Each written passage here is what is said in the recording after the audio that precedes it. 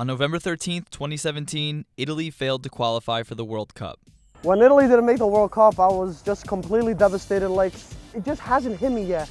I still can't believe that we won't play in Russia next summer. I've never experienced that World Cup without my national team playing. I've grown up my entire life trying to become a sports journalist. I've managed to do it, I speak a bit of Russian, and now my national team won't be at its first World Cup since my mother was born. It's infuriating. Italy had been drawn into a qualifying group along with Spain, but failed to pick up easy points earlier in the campaign and found themselves in the two-legged playoff against Sweden. Down 1-0 after the first leg, Italy's backs were against the wall. Even the magic of the San Siro wasn't enough to give Italy the goals they needed to advance. They played to a scoreless draw, and their World Cup dream died. This is a national disaster for a country that has not failed to qualify for a World Cup since 1958 and has lifted the trophy 4 times, including in 2006. The result also robs Azzurri legend Gianluigi Buffon of one final World Cup appearance and forces Italian fans, players, and officials into some serious soul-searching. Here are the 3 reasons why Italy failed to qualify for Russia 2018.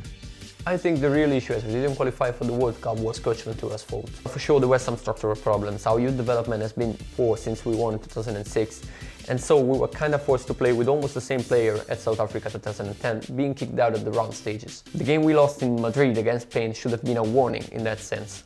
Also, how can you keep Insigne on the bench during all the playoffs, and why you keep trying the same strategy when you failed the first run? I think the main reason we're out of the World Cup was definitely Coach Ventura's obstinacy. Lorenzo Insigne, the most creative Italian talent we have, was left on the bench for 90 minutes in Italy's most important game in years. It's absolutely ridiculous, and I think it's best classified for what Daniele De Rossi, a leader to this team, a man who bleeds azzurro. In the end, Ventura tried to put De Rossi on when Italy were down by a goal on aggregate, and De Rossi said, "What do you mean you're trying to put me in this match? We need to win this match. We don't need to tie. Put Lorenzo Insigne in," and he points to Insigne, and I think that characterizes the spirit that Daniele has, the passion that he puts even his last game in an Italy jersey. You got to remember, last game in an Italy jersey, and he's willing to put the team above Daniele. There's a law in Italy called ius soli. Now, ius soli says born of soil, which means that if you're born of Italian parents with Italian blood, in theory, you are then given automatic citizenship. But if you're born in Italy on the soil and don't have Italian origin parents, you're not given automatic citizenship. Now, this applied to Balotelli when he was 15, 16, 17 years old, growing up in the Italian youth ranks, never being able to play for the national team. And frankly, with the changing demographics in Italy, it's being applied to many, many other promising talents.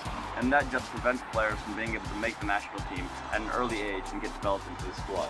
Team I'm going to be supporting, it's tough because a few countries that I'm supporting are out. So I think I'm going to go for Iceland. I'll be supporting Croatia instead. I'm supporting 2 nations. One, Mexico. The first time in their history to qualify for a World Cup, and I think they have under like 500,000 of population. I think they have great quality, and that's a team I love, and they also have a player I love. That's Mr. No Good, Mario Mandzukic. And the other one I think I'm really pointing towards, particularly from an Italian perspective, would be Senegal. Senegal has become one of the major diasporas moving to Italy in recent years, particularly with the migrant crisis that's been happening across Europe. And to see a Senegali national team doing well, playing in the later rounds, I think you might see Italians really embracing their side, and that could be an important movement for the country.